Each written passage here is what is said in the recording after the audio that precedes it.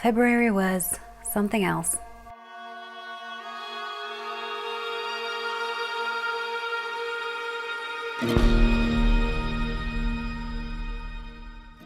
Hello fellow readers and readeresses.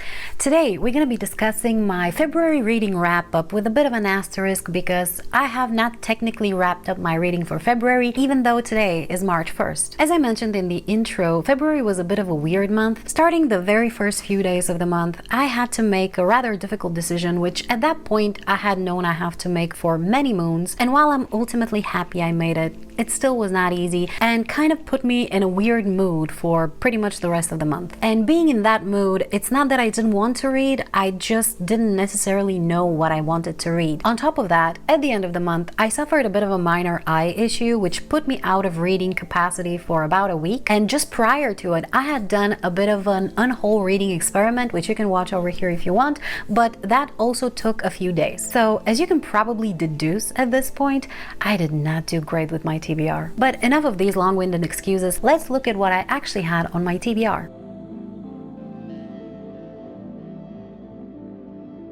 Short Story Masterpieces with a Twist Ending Volume 2, which was for the prompt cards where the prompt was to read a short story collection. The Bitter Twins by Jen Williams. This was for the mission cards where the mission was the truest aim and I had to pick a book with my eyes closed. The Lost Hero by Rick Riordan. This was for the bookstore tile where I had to pick a book from the library and I chose this one. The Ember Blade by Chris Wooding as a bookshelf jar pick. Castle in the Air by Diana Wynne Jones, which was a 2024 TBR jar pick. The Body in the Library by Agatha Christie, which was a genre tile pick for mystery/thriller. The Brothers Lionheart by Astrid Lindgren. This was another mission card where the mission was The Return of the King and I had to read the first book I ever loved. A Good Girl's Guide to Murder by Holly Jackson. This was for the Buzzword Reading Challenge where the prompt for February was positive words. And finally, Wrath by John Gwynne, which was for the Year in LDA Reading Challenge, and the prompt for February was to read a book with non-human characters. This makes a total of 9 books, out of which I read 4, DNF'd 1, am still reading 3, and haven't even picked up 1.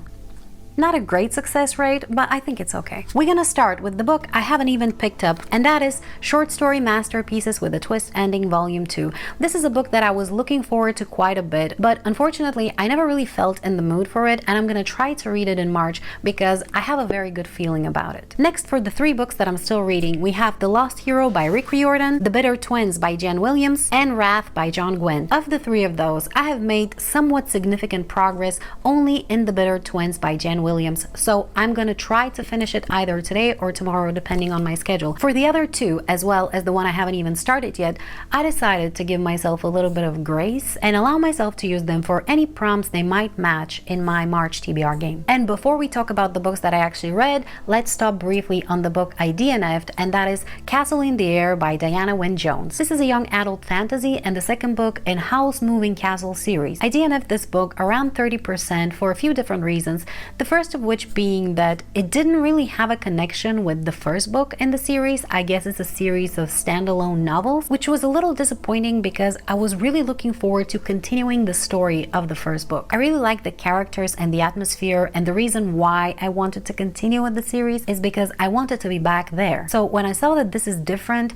I was a little disappointed. Still, I was willing to give it a chance. It seemed a bit like an Aladdin retelling, but frankly, the way that the story was told, I was a little bored. And while the author has a very nice sense of humor, calling somebody fat 20 times in the same page is a little frustrating to read. It's okay to call somebody fat, it's okay to describe them as fat, but you don't have to call them that in every other sentence and then using it as a reason for them being a bad person. So around 30%, I just couldn't care less anymore and DNF'd the book. Now, for the books that I actually finished in the month of February, we're gonna go through them in the order in which I picked them up. Starting with The Body in the Library by Agatha Christie. This is an adult classic murder mystery and the 3rd book in the Miss Marple series. The story starts with a young girl being found dead in the library of an older gentleman, which kicks off the rest of the story. As always with Agatha Christie's murder mysteries, we have a very large cast of very curious and quirky characters. In this book, I wasn't able to guess who the murderer was, but then when the reveal happened at the end, I was really impressed at the complexity with which the author crafted this case. I was truly stunned, and even while the reveal was happening, I found myself taking notes so that I can be able to keep up with all the threads that the author had spread. It was really cool. I had a very good time. I gave the book 5 stars. Next, I picked up A Good Girl's Guide to Murder by Holly Jackson. This is a young adult thriller and the first book in the eponymous series. Nearly everybody who saw me pick up this book had something very nice to say about it, and that created somewhat high expectations, which were for the most part satisfied. The things I really liked about this book were its fast, for the most part, pace, its very interesting plot, full of twists, like really so many, and its very nice formatting. I think the visual representation of the different types of documents was a very nice touch. Also, if you're looking to read this book and you're into audiobooks, I've been told that the audiobook itself is fantastic. All of those nice things being said, I only ended up giving the book 3 stars, and that was for 2 main reasons, which I do believe stem from the same place. The first reason is that I don't think the main character was developed too well. I found her bland and cookie cutter and uninteresting, and I just couldn't care less about her. And the second reason is that I found some of the things in this book to be a little over the top, and I just couldn't suspend my disbelief enough, essentially, in order to be able to fully enjoy the story. Like, for example, how everybody gave this girl all this information for seemingly no reason, or our main character's actions sometimes, like her entire lack of self-preservation instinct, like when she took that walk in that wood at that time, given the circumstances. I don't know, I didn't buy it. And the place where I think my issues stem from is I think I'm too old for it. I need the characters' motivations and actions to be either perfectly logical or to have enough emotional fuel behind them to be able to propel them in the direction that they need to go. In this case, I didn't find that, and it bothered me because I have become a little too pragmatic with age. So ultimately, I think this could be a great book for a little bit of a younger audience, which is more inclined to perceive somewhat unlikely events as plausible. Next, I picked up a book that I wouldn't have thought I'd ever read in a billion years. But as I mentioned, from the beginning of the month onwards, I was in a bit of a weird mood reading-wise, so I asked a friend of mine for a recommendation, and he mentioned that he had read multiple times Women by Charles Bukowski, and he did warn me that that might not be to my taste necessarily, and technically he is correct about that. However, I ended up actually quite enjoying this book, and I don't know that enjoy is the correct word here, but I'm gonna use it for the lack of a better one. Now, if you're a woman, which I believe the majority of the people in my audience are, you might not enjoy this book, and you might even be offended, which would be understandable, if not reasonable in my opinion, and I'm gonna explain why. The book is not written for women. It talks about women, but it's not written for us, and that's okay because not everything needs to be for everybody. To be honest with you, I don't know who the author wrote it for. I feel as though he wrote it mostly for himself. The whole thing reads like a diary, and I think if you approach it in that way, you will get the most out of the experience. There's really no plot to speak of, no logical progression of the events. The things just happen the way they happen, and the author wrote it like a stream of consciousness. The book is equal parts sex and drinking and contains the most instances of the words puke, vomit, and mount, so draw your own conclusions. Now, all of what I just said is important if you're thinking of reading this book, but it's just a little scratch on the surface. Because let me tell you, despite everything I just mentioned, I couldn't stop turning the pages of this book. And I think it's because it does feel like reading a diary. It is brutal and ugly, but at the same time truthful and intimate, which is ironic because all of the sexual scenes in this book felt everything but intimate. And I think that's what helped me get through this book, because I am notorious for feeling uncomfortable reading through sexual scenes, mostly because they always feel like I'm intruding on somebody else's intimate moment. In this case, the kind of detached observation with which the author has written these scenes helped me look past them because they're not the point. The point, in my opinion, is the fear and the exhaustion and the loss of purpose and the attempt of a human being to escape from all of those feelings into sensation, to find a way to get from here today into another point in time where things might be better, even if not really knowing what better looks like. And look, I'm sitting here doing armchair psychology of a man whilst understanding the experiences men go through, not at all. And while I haven't had any of the experiences or been on either end of the relationships described in this book, thank God, I still found something utterly relatable in this whole thing. I think I can understand some of the feelings that bleed through the narrative.